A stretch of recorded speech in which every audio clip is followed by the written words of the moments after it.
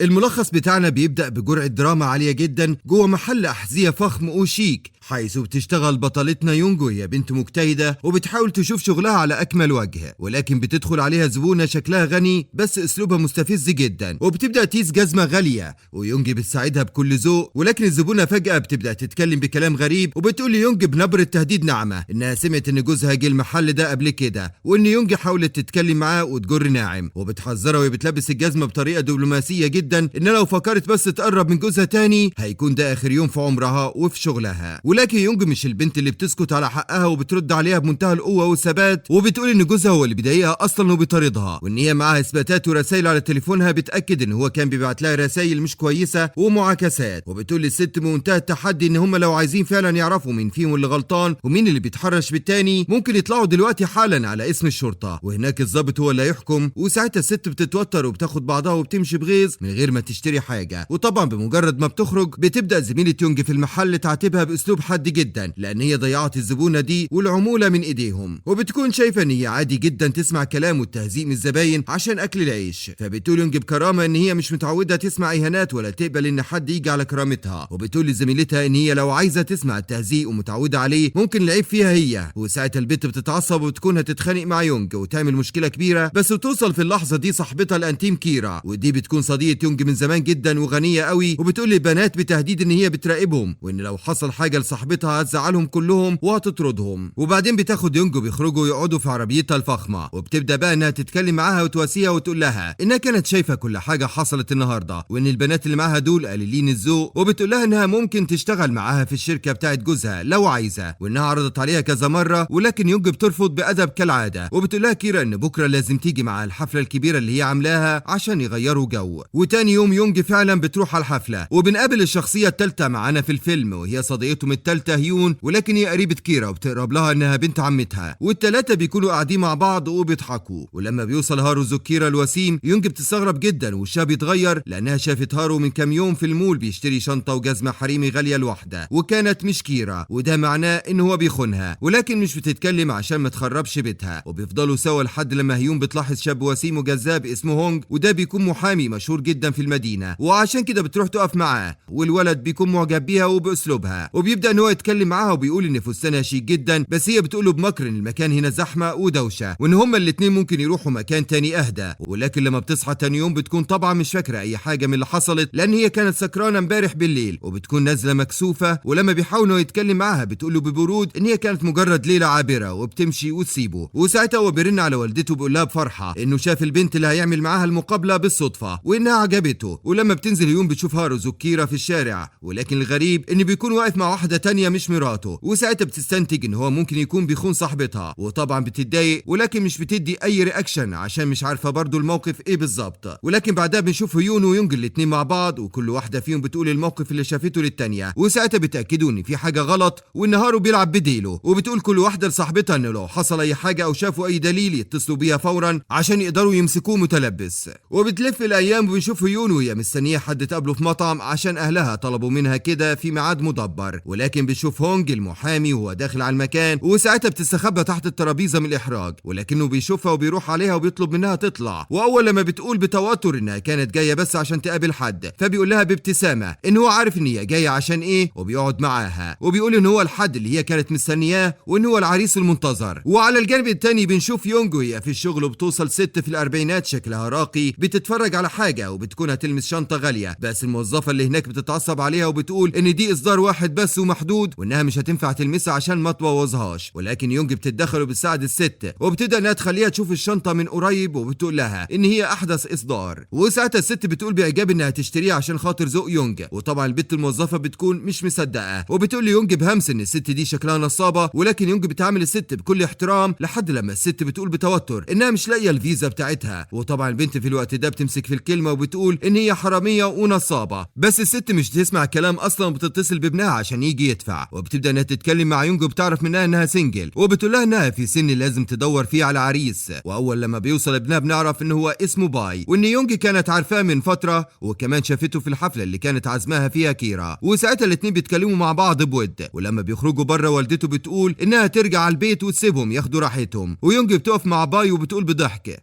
ان والدته كانت سبب في التارجت بتاعها يتقفل النهارده وهم لسه في اول الشهر. وساعتها بيقول ان ده كده بقى المفروض يتعشوا سوا احتفال بالموضوع ده. ولكن اول لما بيروحوا على الفندق اللي هيكون المطعم جواه بتشوف هارو كيرا وهو مع السكرتيره بتاعته في وضع مريب. وساعتها بتقول ان هم لازم يتصلوا بصاحبتها حالا، وبتتصل على هيون اللي بتاخد المحامي هونج وبتروح على الفندق على طول. وبيكون عندهم مشكله ان هم مش هيقدروا يخشوا الغرفه، ولكن هونج بيقول بثقه ان دي مش مشكله ولا حاجه لان هو يقدر يدخلهم لان الفندق ده كله بتاع عمه. وساعتها بيتصلوا على كيرا وبتوصل مفزوعه وبيروحوا على الغرفه وبيقتحموها، ولكن مش بيلاقوا حد غريب. حتى هارو لما بيخرج من الاوضه بيكون لوحده تماما، والبنات بيدوروا في الحمام والدولاب على السكرتيره بتاعته ولكن مش بيلاقوها. وطبعا ساعتها هارو بيحس ان هو مظلوم وبيمثل البراءه وبيمشي وهو زعلان. وبتكون كيرا زعلانه انها ظلمت جوزها وشكت فيه، ولكن مش بتكون عارفه انها اول لما بتخرج من الغرفه وتمد ايدها في جاكيت البدله اللي هو نسيه بتلاقي حلق حريمي. ولما بتزور الشركه تاني يوم بتلاقي ان في موظفه جديده اسمها روان وكانت لابسه نفس الحلق ولكن فاقده واحد من الاثنين. وساعتها بتتاكد بقى ان الحلق ده بتاع البنت، يعني في حاجه ما بينهم هما الاثنين. وبعدين بتخش كيرا على مكتب جوزها في غيابه وبتبدا انها تحاول تفتح اللابتوب بتاعه ولكن بتلاقي ان هو غير الباسورد، وعشان كده بتبدا انها تفتح الادراج يمكن تشوف حاجه. وفعلا بتلاقي حاجات خاصه بالمتزوجين عنده في الدرج وهي مش عارفه عنها حاجه، وده معناه انه بيخونها. وبتفتكر بقى الاوقات اللي كان فيها كويس معاها زي لما كان بيتقدم لها او لما كانت بتولد ابنهم الوحيد. وبتخرج وقتها من المكتب وبتكون متعصبه جدا ومكسوره. وبعدها بنشوف باي وهو مع يونج وبيسالها عن مواعيدها الفاضيه، فبتقول انها فاضيه يوم السبت بس. وساعتها بيقول لها انه هيستناها عشان عايز يقابلها تاني. ولما بتطلع يونج على بيتها بتلاقي اخوها وامها مستنيين عند الباب. وقتها بتقول لهم باستغراب انتوا ليه ما قلتوش ان انتوا جايين؟ فبتقول امها بجحود ان هم مش لازم يستاذنوا من بنتهم، وبيقولوا لها ان هم هيفضلوا معاها في البيت. وحرفيا بيشوف ان هم مش طايقينها ولا هي طايقاهم. واول لما بيخشوا البيت بيقولوا لها بقى ان هم عايزين يعرفوا كل حاجه عن حياتها الماديه، وبيبداوا ان هم ياكلوا من كل حاجه بشراهه. وبتكون هي متضايقه ولكن مش قادره انها تتكلم. وقتها امها بتقول لها بقسوه ان الست مش من حقها يكون لها بيت وان البيت ده من حق اخوها، وبيبان اهلها طمعانين وعايزين فلوسها. وساعتها بتقول لهم انها بتبعت لهم كل الفلوس اللي بتاخدها حرفيا وان هي مش معاها فلوس دلوقتي. فبيقولوا لها بتكذيب ان هي مستحيل تكون كده يعني على الحديده وهي شغاله في مكان راقي، بس هي بتخش تنام وتسيبهم خالص من التعب. وعلى الجانب التاني بيشوف ان هيون بتتكلم مع والدتها وبتحكي شويه عن هونج المحامي، ولكن اول لما ابوها بيوصل وبيلاقي ان هم لسه صاحيين بيتعصب. وبنشوف ان العلاقه ما بينهم متوتره جدا، وبنفهم كده ان هيون ويونج علاقتهم باهليهم مش افضل حاجه. ولما الثلاث بنات بيطلعوا مع بعض في الكافيه اللي بيقعدوا فيه بيبداوا ان هم يتكلموا عن مشاكلهم، وكل واحده فيهم بترمي الزعل اللي عندها على الثانيه. وفي الوقت ده بيوصل الشباب وبيقعدوا كلهم مع بعض وبيهزروا، وطبعا بيكونوا كلهم بيشربوا. وعشان كده كل واحد فيهم بيقول ان هو عايز من غير كسوف، زي ان باي يعترف ان هو معجب جدا بيونج. والكل بيهزروا مع بعض في الليله دي. ولما هارو بيتصل بمراته كيرا مش بترد عليه، وكلهم بيدعموها لان هم عايزين ان هو يتعب شويه عشانها ويحس بقيمتها. وفعلا بيفضلوا يلعبوا لحد لما هارو بيعرف مكانها وبيجي يقعد معاهم وبيلعب معاهم صراحه او تحدي. وده بيكون عشان هو حاسس ان هو ممكن يفقد كيرا مع ان هو بيخونها بس هو بيحبها، بس هي بتحس ان هي متضايقه ان هو جه. وعشان كده بتخرج تشم هوا وهم بيكملوا عادي، ولكن جوزها بيخرج وراها وبيقول لهم سهره سعيده. ولكن في النهايه كلهم بيخرجوا من المكان وكل اتنين بيخرجوا مع بعض. وبنشوف ان باي ويونج بيقفوا سوا. بتبدا يونج انها تقول له بصراحه انها مش بتثق في الناس بسهوله وان هو لازم يتعب شويه عشان يقدر ان هو يخليها تصدقه. وبيقول لها ان هو برضه مش بيصدق الناس بسهوله، ولكن هو هيحاول ان هو يصدق عيونها وانها معجبه بيه هي كمان، وان الكلام اللي جوه مش كلام واحده سكرانه. وبيقول ان هو يديها الوقت عشان تفكر. وبنشوف كيرا وهي واقفه لوحدها وجوزها هارو بيجي وبيرمي السيجاره من ايدها وبيبدا يتكلم معاها وبيقول ان هو اسف لو خلاها تشك الفتره اللي فاتت دي فيه، بس هو فعلا مش بيعمل حاجه. ولما بتسال عن روان وعن فردة الحلق بيقول بكذب ان هي دايما قريبه منه في الشغل وممكن تكون حاجه وقعت منها وهو اخدها، بس هي بتقول ان هي واثقه انها نسيتها في السرير وانها لقيتها في جيبه. وبتقول انها مش هتخليه يكمل معاها لان هي خلاص بقت مش واثقه فيه. وبتوصل هيون وهونج وبياخدوها بعيد عنه عشان ينقذوها من الموقف، وبيسيبوا هارو واقف لوحده ندمان. وبالليل البنات بيتكلموا كلهم سوا، وبتقول كيرا ان هي مش قادره تفكر ومش عارفه تاخد قرار. وساعتها هيون بتقول انها لازم تفكر في الطفل اللي عندها ومستقبله، بس كيرا بتقول بحزن انها فكرت فيه كتير جدا ولكن دلوقتي جه الوقت انها تشوف حياتها بعيده عن هارو. والبنات بيطمنوها بيقولوا ان هما زي اخواتها وان هما يفضلوا جنبها مهما حصل. وتاني يوم بيبداوا الصبح ان هما يحضروا لبسهم ويتفقوا ازاي يقدروا ان هما يخلوها تتطلق من هارو، وكل واحده فيهم بقى بتتكلم عن حبيبها الجديد ومغامراتها، لحد لما بيوصل ابن كيرا وبيقول بدي ان هو كده هيتاخر على المدرسه، وعشان كده بيخرجوا كلهم بسرعه. وفي الشركه بنشوف ان هارو بيكون قاعد مصدع جدا وتعبان، ولكن لما روان السكرتيره بتخش المكتب وبتديه شويه اوراق عشان يمضيها، بيسالها ببرود عن الحلق بتاعها اللي كان معاها، فبتقول بتوتر انها وقع منها اكيد، وبتقول انها لو عملت مشكله ما بينه وما بين كيرا هي اكيد مش قصدها. لحد لما بتوصل يون على الشركه فجاه وبتخش على طول على المكتب من غير استئذان، وساعتها السكرتيره بتبدا انها تبرر بخوف وبتقول لها انها فاهمه غلط وان هو بس كان نايم على الكنبه طول الليل وكتفه وجعه. بس هارو بيقوم وبيزعق لهيون وبيقول لها انها قليل الذوق عشان تخش فجاه كده، ولكن بيتفاجئ ان كيرا مراته داخله وراها، وبتقول لموظفه روان انها لقت الحلق بتاعها في جيب جوزها، وبنعرف ان روان هي اللي عملت كده وحطته قصده عشان مراته تكتشف الخيانه من غير علمه حتى وتخرب بيته. وساعتها كيرا بتصور وبتقول لها ان هي مش هتخليها دقيقه واحده في الشركه. ولما روان بتبص على هارو عشان يدافع عنها بيقول لها بضعف انها لازم تبدا في اجراءات الاستقاله فورا لان مراته طلبت كده، وفعلا بتمشي وهي مقهوره. ولما كيرا بتقعد بيقول لها جوزها هارو ان ابنهم لازم حد ياخد باله منه وان هم لازم يحافظوا على البيت، فبتقول له بصرامه ان الحد ده مش هي، لان هي خلاص تعبت واستحملت كتير، وانها كانت جايه بس هنا عشان تقول له حاجه واحده وهي انها مش هتكمل معاه. وهيون بتاكد كلامها وبتقول ان خلاص كده صاحبتها مش هتقدر انها تقعد معاه، وبيسيبوه هما الاثنين وبيمشوا. ولما بينزلوا من الشركه بيلاقوا ان روان مستنياهم تحت، وساعتها كيرا بتقول لها بشماته انها استحاله توصل لمكانتها، وان هي حتى لو اتخانقت مع جوزها 1000 خناقه هما في الاول وفي الاخر زوج وزوجه وبينهم طفله، ولكن هي مجرد عشيقه رخيصه. ولما بتقول روان بوقاحه انها تقدر تعمل اي حاجه كيرا بتعملها وكمان زياده، كيرا بتضربها بالقلم على وشها وبتطلب منها انها تمشي حالا وتختفي من حياتهم. ولما بترجع هيون على البيت بتعرف مصيبه جديده، ان اخوها عليه قضيه كبيره بسبب ان هو مدمن قمار، وابوها رهن البيت الوحيد اللي حلتهم للبيع عشان خاطر بس ان هو ينقذه. وساعتها بتقول لابوها بعصبيه ان هو مش لازم يشيل غلط اخوها، وان هو خلاص كبير ومسؤول عن تصرفاته، وان هو كده بياكل حقها هي ومستقبلها. وساعتها ابوها بيقول باصرار انه مستحيل يسيب ابنه الوحيد في ورطه زي دي، وان هو مش فارق معاه اي حاجه غيره. وساعتها هيون بتهزق اخوها وبتقول ان هو غير مسؤول واناني، فبيقولها ببرود ان هو مش هيرد عليها وبيخرج من البيت وبيسيبهم. ولكن هي بتجري وراه عشان يتكلم معاها ويفهم غلطه، ولكن في طريقها بتقابل هونج المحامي بالصدفه وبتقول لاخوها ان هي تشهده على اللي بيحصل. وساعتها اخوها بيقول باحتقار انت مين اصلا عشان هتشهد، فبيقول هونج بثقه ان هو حبيبها والمحامي بتاعها. ولما ابوها وامها بيخرجوا على الصوت بيبدا هونج ان هو ينصحهم كمحامي، وبيقول ان اللي هم بيعملوه ده مش مفيد لهم تماما ولا حتى يحل الازمه، بالعكس بيضايقهم زياده، وبيطلب من ابوها ان هو يعيد تفكيره. وبياخد هيون وبيمشي بيها عشان يخليها تشم شويه هوا وتهدى، وبتشكره طبعا ان هو جه وساعدها في الازمه بتاعتها، وبتقول له بامتنان ان هي تردها له قريب. اما يونج بتيجي لها زميلتها في الشغل وبتقول لها ان اهلها بره، وطبعا مش بتكون فاهمه اهلها ايه اللي نزلهم وازاي عرفوا مكان شغلها الراقي. ولكن اول لما بتروح بتلاقي ان امها بتقيس من جزم المكان الغاليه، واخوها بيقيس من الجواكت وبيقول ان هو معجب جدا بالشغل اللي موجود هنا. ولكن هي طبعا مش بتكون مجبره انها تعمل كل ده، وبتكون عايزه تاخد امها واخوها بره عشان ما يعملوش فضيحه. وساعتها زميلتها اللي مش بتحبها بتقول لها بخبث انها مش هتتكلف كتير وان العمولات بتاعتها الفتره الاخيره تكفي وزياده. وساعتها امها بتعرف عن موضوع العمولات لانها بتخبيها عنهم، وبتقول للام بطمع انها مش هتوفر الفلوس وان هم يشتروا كل حاجه هم عايزينها. بس يونج بتتعصب بقى وبتبدا تقول ان هي هتكسب اللي هي عايزاه وان هم مش من حقهم ياخدوا اي فلوس منها، وبتطلب من اخوها بحده ان هو ياخد والدته ويخرجوا بره فورا. وساعتها اخوها فعلا بيسمع كلامها لاول مره حرفيا، وبياخد والدته وبيخرجوا وهي بتخرج وراهم، وبتبدا انها تتعصب عليهم زياده، وبتقول انها مش عايزه انها تشوفهم تاني في مكان شغلها او مكان قريب منها. وبيكون باي حبيبها قريب موجود منها، وبيبص على اللي بيحصل وبيجي عشان يهديها شويه. ولما بترجع الشغل زميلتها بتبدا انها تقول ان هي عمرها ما كانت تتصور ان هي ممكن تتعامل مع اهلها بالقسوه دي، بس هي بتقول لها ان هي مش لها علاقه بالموضوع ده، وبتطلب منها توعى من وشها لانها متعصبه. وفي اخر اليوم باي بيجي عند مقر شغلها وبيكون مستنيها وبيقول ان هو عازمها على العشاء، وكمان بيكون جايب لها هديه غاليه بيديها لها في العربيه، وهي مش بتكون فاهمه هو ليه مهتم بيها كده. وبتقول على فكره انا مش بحب الهدايا الغاليه وانها بتحب الحاجات البسيطه، بس هو بيقول ان من اليوم اللي هي قدرت فيه انها تقنع والدته بيها وهو واثق انها تكون زوجه كويسه جدا وان هو مش هيسيبها غير وهي مراته. وساعتها بتقول له ان هي عايزه تختار المطعم المره دي، وبتاخده على مطعم بسيط جدا وشعبي موجود عندهم، وبتبدا انها تتكلم عن حياتهم المختلفه تماما وان هما الاثنين مش شبه بعض، وان هي واحده مولوده وسط ناس طماعه وقدرت انها تخرج من وسطهم بالعافيه، وهو مولود في بقه معلقه من ذهب. بس هو بيقول ان الكلام ده ما هو الا مجرد كلام، يعني مش بيفرق بين الناس، وان هو عمره ما اقتنع ان هو احسن من حد. والكلام بيطول لحد لما بتوصل يونج معاه في الكلام ان هو ممكن يفكروا في علاقتهم بجديه بعدين. واما كيرا بتكون في بيتها مع جوزها هارو، وبيقول لها ان هما لازم يفتكروا الليالي الحلوه اللي كانوا فيها سوا، وساعتها بتقول انها فاكره، ولكن هو اللي كان بيمشي ورا التيار وشهواته. فبيقول فبيقول ان هو كان غلطان، ولكن هو استحالة يغير مشاعره تجاهها، وبيوعدها انه من النهارده مش هيعمل حاجة تزعلها تاني، بس هي بتكون خلاص اتقفلت منه. بس هو بيقول ان هو هيفهمها القصة كلها الاول وبعدين تحكم، وان هو مش هيكذب في اي حاجة. وبيحلف بابنه، بيبدأ يحكي ازاي قابل روان، وبيقول انها اللي قدرت انها تضحك عليه بكلمتين وعن قصتها الحزينة، وان هما في كل مرة كانوا في شغله وهو كان سكران وتصوروا سوا، والصور كانت على موبايلها هي، وهو كان خايف انها تفضحه لان ده هيأثر على زواجهم وسمعته، وعشان كده كان ماشي معاها ومطوعها مش اكتر، بس هو عمره ما حبها. فبتقول كيرا انه كان ممكن يتصرف احسن من كده ويجي ويقول لها على طول ويكون شجاع، ولكن هو عارف ان هو كان جبان في قراره، وان هي مش مسؤولة عن الجبن ده. ولكن تاني يوم الصبح بتقعد مع صاحبتها وبتحكي لهم كل حاجة حصلت، وبتقول انها بتفكر تصالحه بعد ما قرت كل الشتات والكلام اللي ما بينهم، وشافت ان هو فعلا شخص كويس ومظلوم. فبتقول هيون بشك ان هو ممكن يكون ظبط الدنيا ومسح الرسايل عشان يصالحها مش اكتر، وانها تسأل هونج رأيه القانوني ايه. وساعتها البنات بيقولوا انها بقت قريبة من هونج جدا، فبتقول ان هم اصدقاء يعني مش اكتر. وفي نفس الوقت ده بنشوف ان هارو قعد مع السكرتيرة روان لانها طلبت منه ده، وقالت له ان هي حامل في ابنه،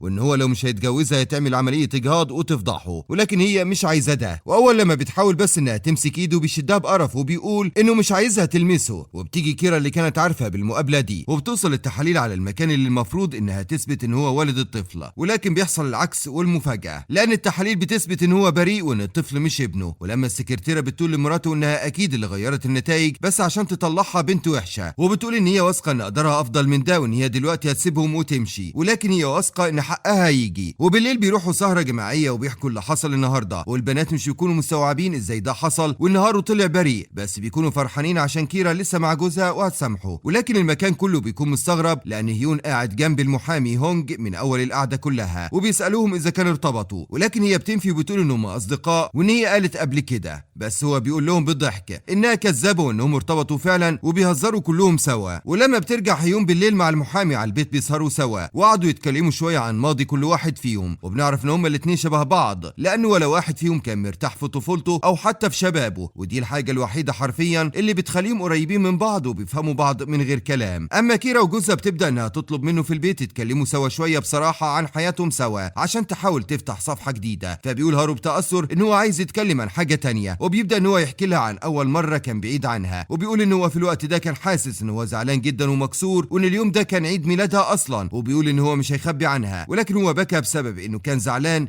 ان هو مش معاها ومش بيقضي معاها يوم مميز زي ده. وبيقول ان هو عايز يعترف لها ان هو عمره ما بطل يحبها، وان هو لسه بيعشقها زي زمان، وعايز بس فرصة اخيرة انها ترجع لحضنه، وهي بتلين وبتسامحه. وهيون بتخرج مع المحامي هونج وبتبدأ انها تاكل معاه في الشارع اكل بسيط، وبتحكي له بفضفضة وبتقول ان ابوها شخص متحيز جدا لاخوها، وان هي عمرها ما كانت بتحبه ولا بترتاح له، ولكن وهم مع بعض اخوها بيجي فجأة وبيكون مع اصدقائه البلطجية، وبيبدأ ان هو يرخم عليها ويهينها، ولكن المحامي هونج بيبدأ ان هو يدافع عنها بشهامة، وبيكون اخوها يضربها بالزجاجة، بس هو بيمسك ايده بقوة وبيقول بتهديد ان اي حد من اللي موجودين هنا لو لمس هيون هيخليه يبات في السجن، وبياخد هيون وبيمشي. ولكن اخوها بيتعصب ويطلب من رجالته ان هم يضربوه، وبيبدأوا ان هم يكسروا عليه الزجاجات على ظهره غدر. وساعتها المحامي بيقول بألم ان هو يسجنهم كلهم، ولكن الرجاله بتخاف وبتطلع تجري، بس طبعا بيكون هونج بيغمى عليه من كتر الضرب، وعشان كده هيون بتصرخ وبتتصل بالاسعاف بسرعه. وفي المستشفى طبعا ابوها بيوصل عشان يفضل معاها، بس برضه بيفضل يبرر لابنه، وبيقول ان اكيد في حاجه ضايقته او حتى عصبته من الموضوع، وان قعدتهم مع بعض في الشارع كانت اكيد فيها شيء مريب ومستفز. ولما اصحابها كيرا ويونج بيوصلوا بيبداوا ان هم يهددوا الاب وبيقولوا لابوها ان هو لازم يقف مع الحق لو مره في حياته وينصف بنته، وده طبعا بيضايقه وبيمشي. وبعدها هيون بتخش تطمن على المحامي وهي بتعيط، وبتقول انها كانت خايفه عليه جدا، وبتبدا انها تاكله بنفسها لان اعصاب ايده بتكون اتضررت من الضرب اللي اخده. وبيقول لها هونج بحب ان هو مش هيعمل اي حاجه لاخوها عشان خاطرها، ولكن هيتخذ كل الاجراءات القانونيه مع اصحابه اللي ضربوه. وبنشوف كيرا بعد ما بقت رئيسه الشركه وهي في اجتماع مهم وجوزها هارو والمساعد بتاعها، وبيقولوا لباقي الرؤساء التنفيذيين ان هم لازم يشوفوا حل للمشكله الاقتصاديه الموجوده في الشركه. وبعد الاجتماع بيقوم هارو بيحضن مراته قدام الكل وبيقول لها انه بيحبها وبيمشي. وبنشوف ان كل واحده من البنات بتبدا انها تعيش حياتها الخاصه وتنجح، زي هيون اللي بدات انها تفتح شركتها الخاصه بمساعده ودعم هونج، وكيرا بتبقى طبعا ماسكه الشركه وماسكه كل الشؤون بتاعتها، ويونج اللي بدات انها تلف العالم زي ما كانت عايزه وبتروح رحلات وبترجع عند اهلها عشان تديهم الفلوس اللي هم عايزينها، وبيكونوا بيعملوها لاول مره كويس عشان خاطر بس هي جايبه الفلوس والهدايا اللي هم عايزينها. ولكن هناك بتسمع كلام من الجيران على قد ايه اهلها كانوا بيقولوا عنها كلام وحش، وانها بتكسب فلوس كتير ولكن مش بتجيب لهم، فبترد عليهم وبتقول ان هي عارفه من من زمان جدا ان الاهل هم اللي بيصرفوا على الاطفال، ولكن هي طول عمرها كانت العكس، وبتقول لهم انها مش فاهمه هم ليه بيعملوها كأن ده فرض عليها. وبتخش على البيت عشان تتكلم مع حبيبها باي في التليفون. وبالنسبه لهونج بيروح لبيت عائله هيون وبيتعشى معاهم عشان يتقدم لها رسمي لانه خلاص قرر انها تكون زوجته. ولكن بيلاحظ ان والدتها متحمسه على عكس ابوها تماما اللي بيكون مش مبسوط، واخوها طبعا بيكون كمان مش طايق المحامي اصلا. ولما بيخرجوا المحامي بيقول لهيون ان هو فاهم طبيعه البشر وان هم ممكن يكونوا بيفضلوا حد على حد تاني، وانها لازم تتقبل ده، وان مش على طول هتحس انها المفضله عند اهلها. وبعدها بنشوف ان كيرا هي وجوزها بيروحوا عند روان اللي بتكون عايشه في بيت قديم جدا ومبهدل، وبيكونوا رايحين عشان يتكلموا معاها في تعويض مالي عشان تسكت وتقدر انها تربي ابنها اللي في بطنها. وبتقول لها روان بجشع انها مش هتسكت عن حقها. وساعتها كيرا بتقول لها بأسوأ ان هي بنت عديمه الفايده وان هم بس بيراعوا ظروفها. ولما بتحاول روان انها تضرب كيرا بتلاحظ ان هارو بيحط ايده حوالين مراته بسرعه عشان يحميها، وطبعا ده بيكسر قلب روان لانها بتكتشف ان هو عمره ما حبها. وبتاخد الفلوس الموجوده في الفيزا منهم وبتخليهم يمشوا. وبتكون كيرا ماشيه مع جوزها مبسوطه من الموقف اللي حصل. وعلى الجانب التاني بنشوف ان باي راح البلد عند يونج وبدا يتكلم مع اهلها عن قد ايه هي بنت قويه ومكافحه وان هو بيحبها، وبيقول ان هو من اول لما شافها هو وقع في حبها. وبتكون كل بنت منهم قدرت انها تلاقي حب حقيقي، حتى كيرا اللي رجعت تثق في جوزها من جديد. وبيتجمعوا كلهم مع بعض على العشاء من تاني، وكل الرجاله بيكونوا بقوا اصدقاء هم كمان، وحتى الولد الصغير ابن هارو وكيرا بيكون معاهم على السفره. وبيبداوا السنه الجديده مع بعض بحماس شديد وامل في المستقبل. وبعدها بنشوف يونج وهي واقفه في شغلها في محل الاحذيه، وبتتفاجئ بزياره غير متوقعه من والده باي اللي بتخش عليها وبتبدا تسلم عليها. وبتقول الست انها عرفت ان يونج قضت ليله راس السنه مع ابنها باي وانها اخدته منها في الليله دي، ولكن هي جايه تقول لها انها مسامحاها ومبسوطه ليهم، وبتديها كمان ظرف مقفول جواه مبلغ من المال بمناسبه السنه الجديده كنوع من المعايده. ولما بتكون يونج عايزه ترفض بتصر عليها الست انها تاخده، وبتقول لها بس ان هي عايزه منها طلب صغير وهو انها تنقلها جزمه شيك على ذوقها. وفعلا يونج بتروح بتجيب واحده وبترجع، وبيكون معاها كمان شنطه هديه من المحل عشان خاطر حماتها المستقبليه. ولما بتسالها الست عن ميعاد زفافها مع باي بتقول يونج ان هما مش مستعجلين لان هما برضو خايفين تكون المشاعر دي مجرد حلاوه البدايات ومحتاجين وقت. ولكن الست بتتصل بابنها في السر وبتطلب منه ان هو لازم يجي حالا لان هو لازم يقنع يونج انها تتجوز منه بسرعه لانها حبت البنت جدا. وفي نفس الوقت ده وبعد ما الست بتمشي بتقابل يونج شخص كان زبون مميز عندهم زمان اسمه مستر شو، وبيجي يطلب منها ان هو يختار بدله جديده. وبعد لما بيخلصوا بيمشي، بس بيستناها بره المحل وبيطلب منها ان هم يروحوا مطعم يتكلموا فيه شويه ويستعيدوا الذكريات. بس هي بتقوله بوضوح ان الاعجاب اللي حصل زمان ما بينهم خلاص خلص وقته، وان هو كان صفحه في حياتها وانطوت. وبتاكد له ان هي دلوقتي بتحب شخص تاني ومخلصه ليه. وبيوصل باي في الوقت المناسب ده، وبتقول يونج لمستر شو ان هو ده الشخص اللي كانت بتتكلم عليه وان ده حبيبها. وباي بيمسك كده وبيقول لها ان هم هيتاخروا وبياخدها وبيمشوا على البيت. وساعتها يونج بتحس بانتصار انها قفلت الباب ده تماما. ولما بترجع كيرا على البيت بتلاقي مفاجاه، وهي ان عمه جوزها هارو جات من البلد زياره مفاجاه وجايبه معاها قفص فراخ صاحيه. وبتكون طبعا كيرا شايفه ان ده تصرف عشوائي جدا ومش مناسب لبيتها، ولكن مش بتتكلم عشان ما تحرجش جوزها. وبتقول لها عمته ان هي سمعت ان هم اخر فتره كان في ما بينهم خناقه ومشاكل، ولكن بتفكرهم ان هم في ما بينهم طفله وان هم لازم يحسنوا العلاقه عشانه. واول لما الطفل بيخش وبيجري على جدته، العمه بتقول ليهم ان هم لازم يقعدوا مع الطفل ده شويه وان هم لازم يفضوا الدنيا من الشغل والمشاغل وان مش كل حاجه شغل وفلوس. وساعتها كيرا بتمسك ايد جوزها بضيق وبتقول له ان هو لازم يهربهم من هنا حالا لانها مش قادره تستحمل الجو ده. ولكن عمته بتقول لها ان هي حضرت لها دواء اعشاب مخصوص عشان خاطر تهدي اعصابها وتخلي علاقتهم احسن. ولكن الاتنين بيرفضوا بشده ان هم ياخدوا اي حاجه منها. وبتقدر كيرا انها تخلع وتسيب هارو لوحده مع عمته يتصافى هو معاها بقى ويشرب الدواء. وبعد شويه بتخرج وبتروح تقعد مع البنات صحابها اللي بيبداوا ان هم يتكلموا ان الرجاله دي حاجه غريبه جدا وان هم مش فاهمين ايه الحاجه اللي ممكن تخلي الراجل يبني علاقه سويه ويستمر فيها. وكل واحده فيهم بتقول حاجه مختلفه، زي ان هم لازم يدلعوه زياده او حتى يدوه مساحته الشخصيه وما يزنوش عليه وحاجات كتير جدا. ولكن كيرا الوحيده المتجوزه فيهم وبتقول ان كل الكلام ده مش مهم، لكن اهم حاجه ان يكون في حوار وصراحه ما بينهم كل فتره يطلعوا فيها احسن او اوحش ما فيهم. وبتقول ان هم مش لازم يخبوا حاجه عن بعض تماما. وبتقول ان هي مثلا غلطانه عشان في مره الاكس بتاعها قابلها صدفه وقالت له انها مش متجوزه عشان كانت بس متخانقه مع جوزها وقتها، وعمرها ما حكت الموضوع ده لهارو لحد دلوقتي وحاسه بالذنب. وبعدها بنشوف هيون بتقابل والده المحامي هونج وبتقول لها الست انها جايه تتكلم معاها في حاجه صغيره جدا، وهي انها اصغر من ابنها بكتير وان هي مش متخيله مستقبل بنت زيها مع محامي كبير مشهور زي ابنها. وبتقول انها شافت ان الاستديو الجديد اللي هيون فتحه ده تقريبا كده بفلوس ابنها وان هو مش ملزم بحاجه زي دي يصرف على مشاريعها. وبتقول ان هي يعني مش عايزه ان ابنها يكون مع واحده استغلاليه زيها. فبتقول هيون ان هي مش عالة على حد وانها كانت من الاول جنب ابنها في الوحشه قبل الحلوه. واول لما بيوصل هونج على المكان بتقول له هيون المفاجأة، وهي انها حامل منه وانها كانت عايزة تقول له الخبر ده وتفرحه، ولكن والدته بوظت كل حاجة بكلامها وبتمشي وتسيبهم. ولكن قبل ما تنزل تركب عربيتها هو بيجري وراها، بس هي بتقول انها مش عايزة تشوفه، وان هو طالما وصلت ان والدته تيجي تهزقها في مكان شغلها يبقى هي كده مش عايزة تكمل ولا عايزة الطفل اللي في بطنها. بس هو بيمسك فيها وبيقول لها ان هو مش له علاقة بالموضوع، وان هي مش والدته، بيتبرأ من تصرفات امه، وبيقول ان هو هيقف ضد الدنيا كلها عشانها. ولما بتقول له انها خايفة يكون زي والدته مش بيلاقي حاجة يقولها، وساعتها بتركب عربيتها وبتتحرك وتسيبه واقف محتار. وبالليل بيشوف يونج وهي خارجة من شغلها وبيقابلها اخوها اللي كان قاسي عليها، هو معاه تورته، وبيقول لها بصدق ان هو زعلان على كل حاجة عملها معاها وحشة زمان، وبيقول ان هو عايز يفتح معاها صفحة جديدة، ولكن هي مش بتكون واثقة اذا كان ده كلام حقيقي ولا عايز حاجة منها. واول لما بيوصل باي بيشوف الموقف وبيقول ان هو مش حابب الوقفة دي اللي في الشارع، وبياخدهم على مطعم، وبيروح اخوها معاهم طبعا، وبيسهروا هما الثلاثة مع بعض. وبيقول لها باي ان هي لازم تكون متسامحة، وان اخوها برضه صغير في السن وكان ماشي ورا امه وطمعها كتير، بس هو دلوقتي اتغير. وفي النهاية بنشوف الثلاث بنات وهم قاعدين مع بعض، وبتقول لهم يونج ان هي وباي ارتبطوا رسميا وقربوا كمان يعلنوا موعد الزفاف. وبتقول هيون انها مش عارفة هتسامح هونج ولا لا، ولكن هي شايفة انها ممكن تسامحه عشان اللي بينهم. وبتقول كيرا ان هو ولد كويس جدا وان هو بيحبها وهي واثقة من ده. وفجأة بيجي هونج على الشغل وبيطلب من البنات انهم يخرجوا بره، وبيصالح هيون عن طريق ان هو بيكون جايب والدته اللي بهدلتها عشان تعتذر منها بنفسها، لان هي غلطت في حقها واكتشفت ده بعدين. وبياخد بعدها هونج هيون على جنب وبيعتذر منها، وبيقول ان هو عايز يتجوزها وانه مش بيحب حد غيرها. وفي النهاية هم الستة بيتجمعوا مع بعض وبيكونوا كلهم مبسوطين، ودي بتكون نهاية سعيدة جدا للثلاث اصحاب اللي قدروا ان هم يصلحوا حياتهم بايديهم ويلاقوا الحب الحقيقي.